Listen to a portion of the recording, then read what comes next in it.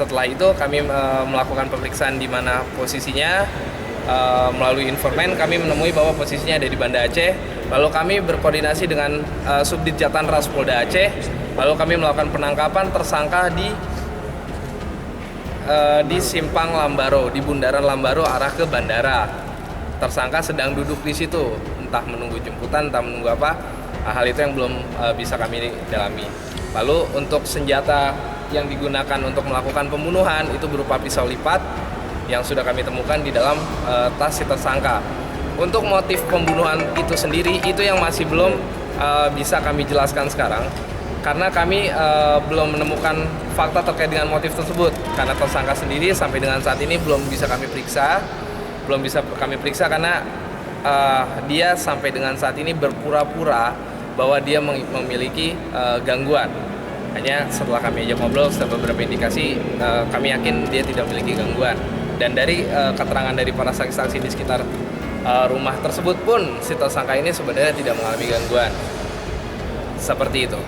Pekerjaan sehari-hari tersangka apa nih? Pekerjaan sehari-hari tersangka ini tukang bangunan. Dia tukang bangunan di Banda Aceh.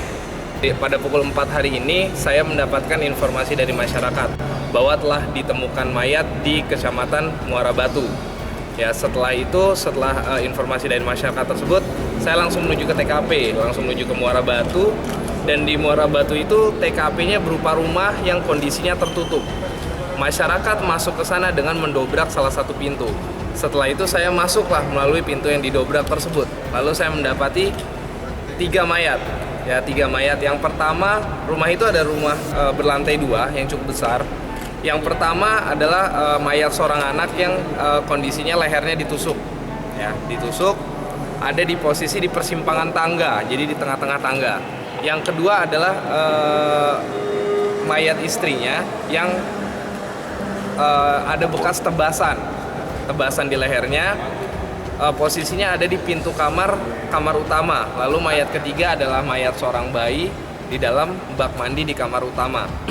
Setelah kami melakukan olah TKP, kami menemukan fakta bahwa yang pertama si ibu ini istrinya korban, istri pelaku ini masih minta tolong melalui SMS sampai dengan pukul 1:25.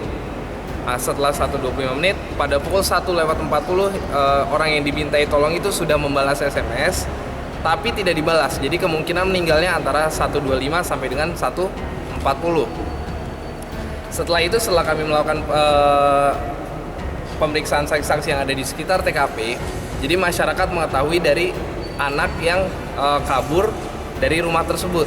Jadi pada saat kejadian ada anak umur 4 tahun, dia melompat dari lantai 2 ke bawah. Kemungkinan dia melarikan diri dari kejadian yang terjadi di rumah tersebut. Lalu anak tersebut lapor kepada tetangganya, lalu tetangga berusaha masuk dan mendobrak pintu.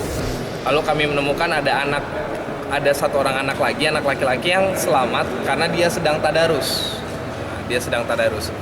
Setelah kami mendapatkan semua keterangan saksi-saksi, kami akhirnya mengumpulkan fakta-fakta dan bukti-bukti yang ada di TKP.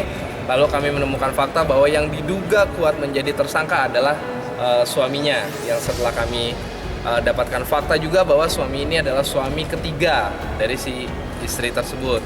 Suami pertamanya sudah meninggal, suami keduanya cerai, dan ini adalah suami ketiga.